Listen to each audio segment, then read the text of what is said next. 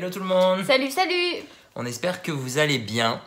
Ravi de vous retrouver dans cette nouvelle vidéo et vraiment désolé de ne pas avoir pu sortir de vidéo la semaine dernière. Non, pour tout vous dire, on n'avait pas tourné de vidéo à l'avance et j'ai été un peu malade, fatiguée, etc. Donc on s'est dit bon, on n'a jamais loupé de vidéo, on se permet une petite exception. Ouais, puis on espère que vous nous en voulez pas. On s'est remotivé pour la faire, en fait il n'y avait pas non plus de temps, donc ça aurait été un peu vous proposer un contenu à l'arrache. On s'est mal organisé pour tout vous dire, donc on a décidé de faire une petite vidéo sur la vie d'entreprise à Londres et 10 informations qu'on a remarquées qui sont différentes par rapport à la France. Ouais, ou en tout cas qu'on n'avait pas remarqué nous dans nos milieux de travail quand on était en France. Ouais. Donc comme d'habitude, si la vidéo vous plaît, n'hésitez pas à commenter juste en dessous et à nous dire si vous aussi vous avez remarqué des différences par rapport à la France, à Londres. Si vous vivez à Londres et que vous avez remarqué des différences dans votre entreprise, n'hésitez pas à commenter juste en dessous et également à vous abonner parce que ça nous permet de savoir si vous aimez ou pas notre contenu et aussi ça nous permet de garder la motivation parce qu'on va pas se le cacher, parfois on en a besoin. Alors la première chose qu'on a remarqué en termes de différence, c'est qu'ici le manager c'est ton ami. Voilà, clairement le manager ici c'est pas ton chef ou ton boss qui te donne des directives et qui t'envoie au casse-pipe.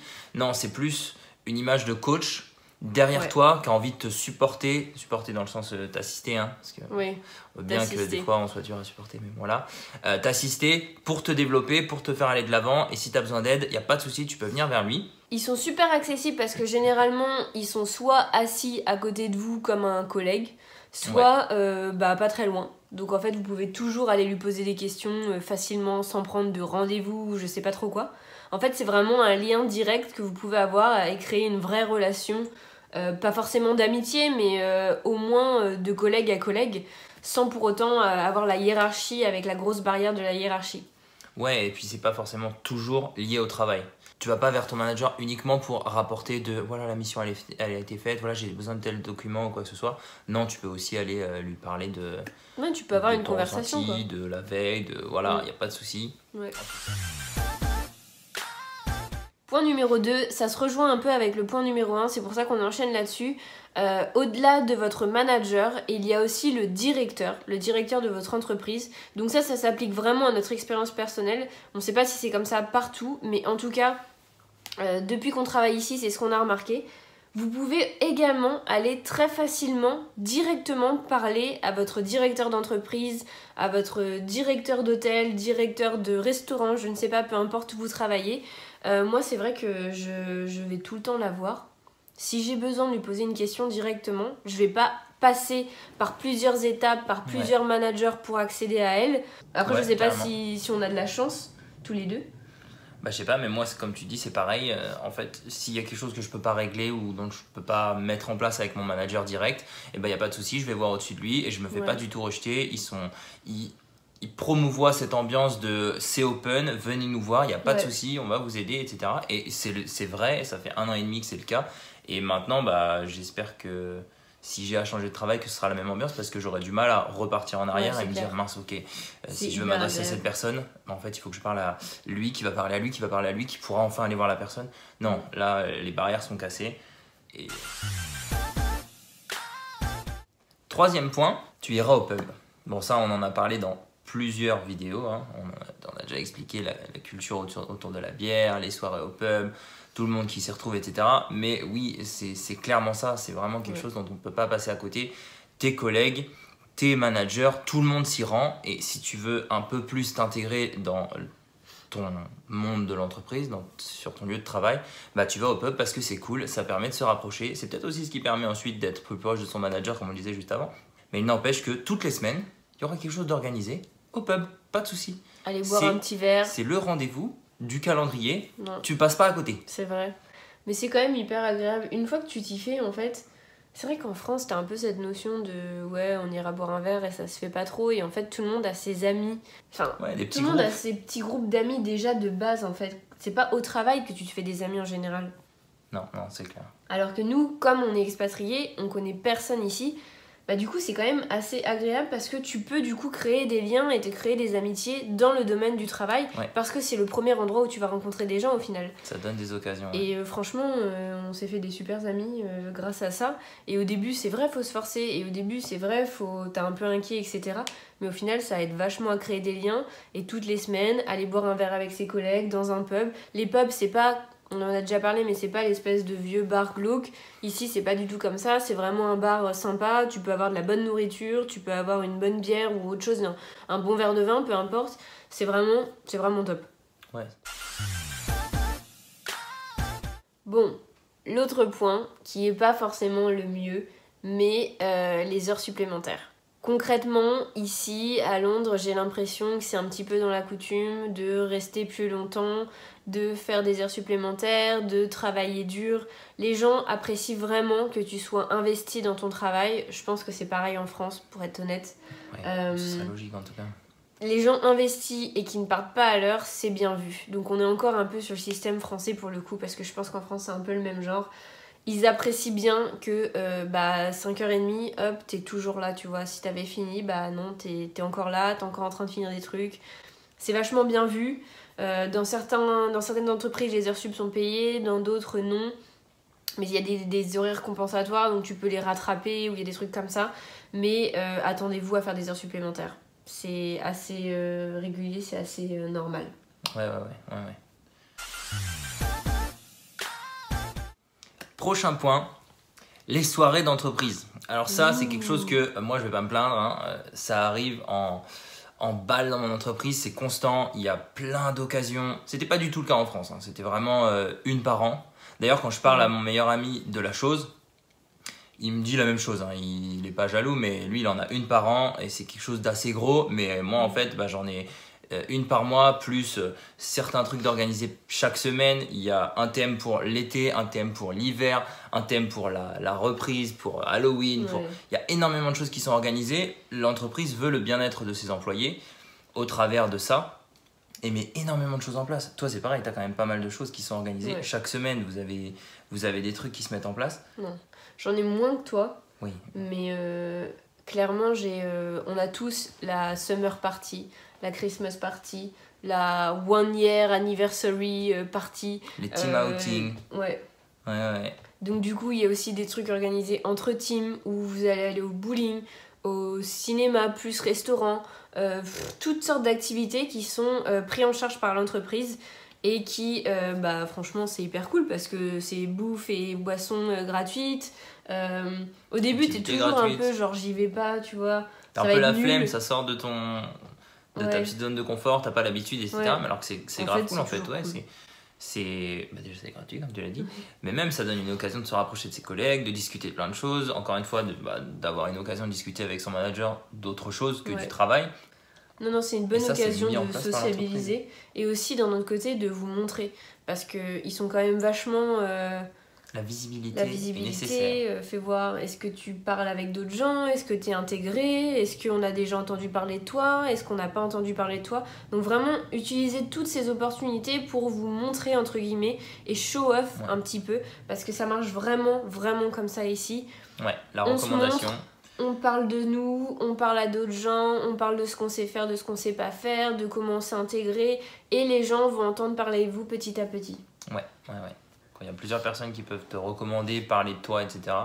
Ça rassure clairement. Ouais. Point suivant, ils aiment beaucoup faire signer des cartes d'anniversaire.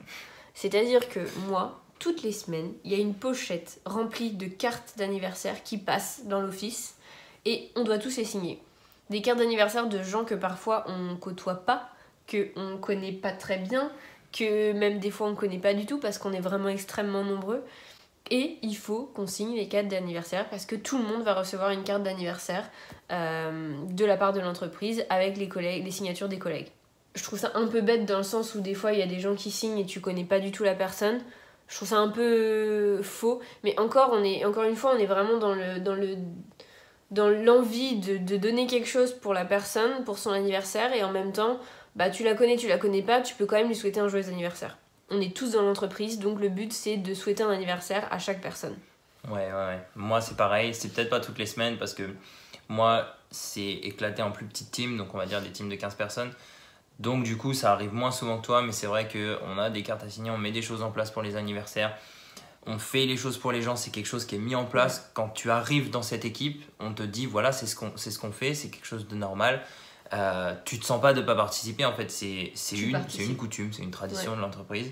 Alors qu'en France, j'avais plus la sensation que t'en entendais pas trop parler. Si par contre, toi, tu veux le faire pour un proche à toi dans l'entreprise, tu le fais et tu essaies de négocier avec des gens, vous voulez participer, etc. Ok, ça se fait, mais c'est plus à la bonne volonté de quelqu'un plutôt qu'une tradition d'entreprise, quoi. Un autre point très important pour le coup, moi c'est quelque chose que j'apprécie beaucoup, le milieu est tellement multiculturel, avec des collègues qui parlent énormément de langues différentes. Je parle pas du collègue qui est un génie et qui parle 5 langues, hein, parce que ça, bon, il y en a toujours un quelque part. Mais non, là je parle du fait que voilà, bah, y a une collègue espagnole, une collègue italienne, une collègue allemande, un collègue Dutch, des Pays-Bas, néerlandais.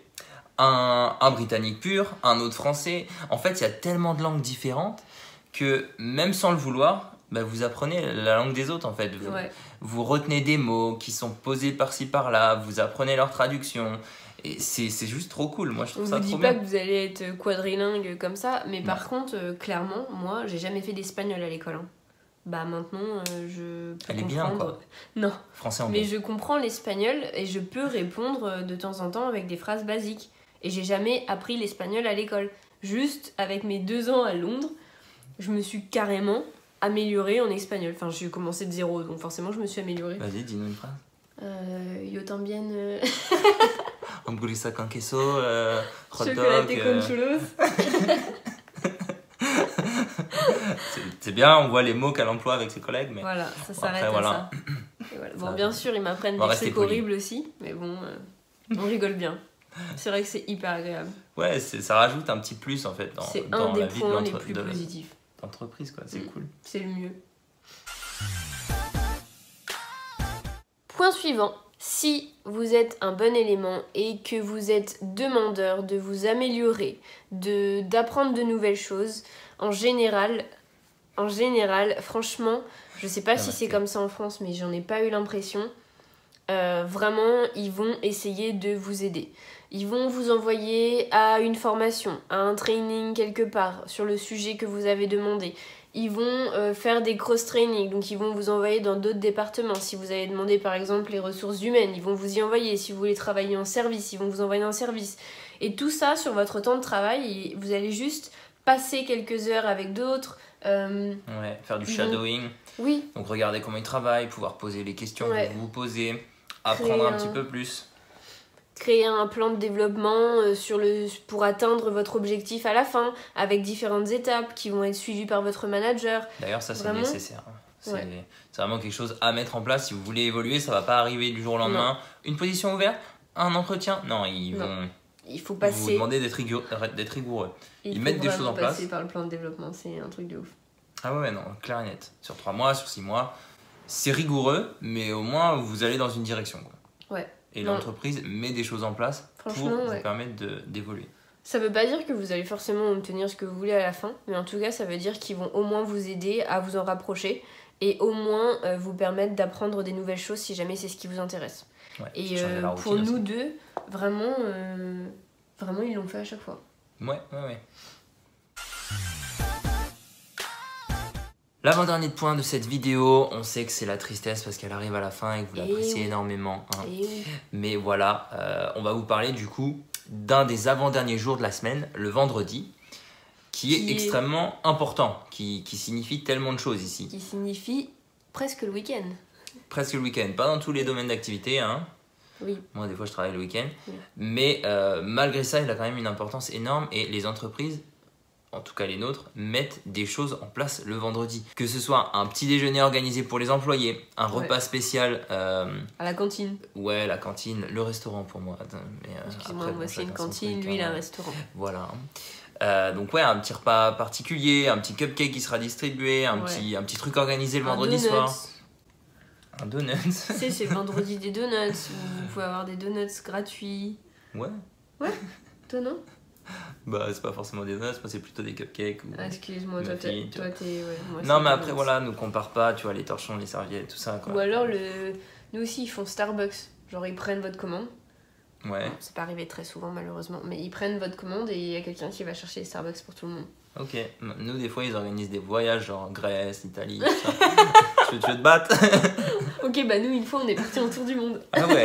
Bah, nous, une fois, on est parti dans l'espace, mais juste le vendredi, quoi. Ouais, et puis vous êtes revenu le soir. Bah ouais, tu te rappelles pas, je t'avais dit.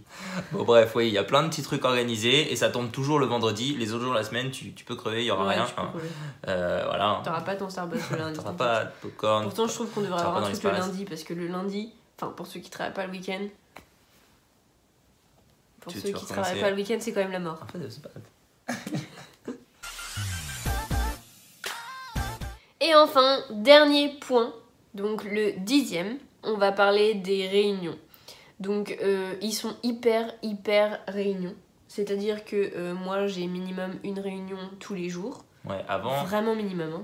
avant c'était plus Guadeloupe ou Guyane. Martinique ou. Mais là, tu c'est vois. vachement réunion, tu vois. Là ils sont vachement réunions. Île J'aime de la bien ça, Réunion. j'aime bien ça. Ah, parce que j'ai des origines de là-bas. Des origines. T'as des origines. Mais là, non, c'est vachement bien, ouais.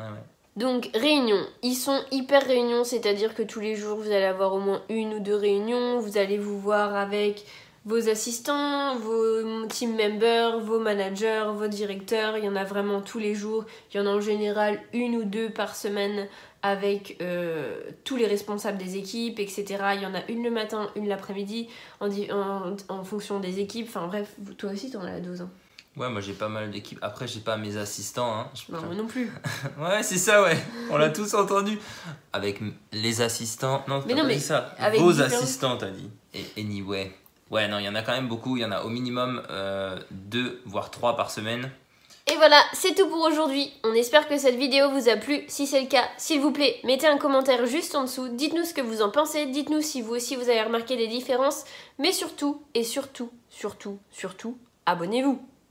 Et mettez un like. En cliquant sur sa tête. Je mettrai sur sa tête un truc. Pourquoi? Non.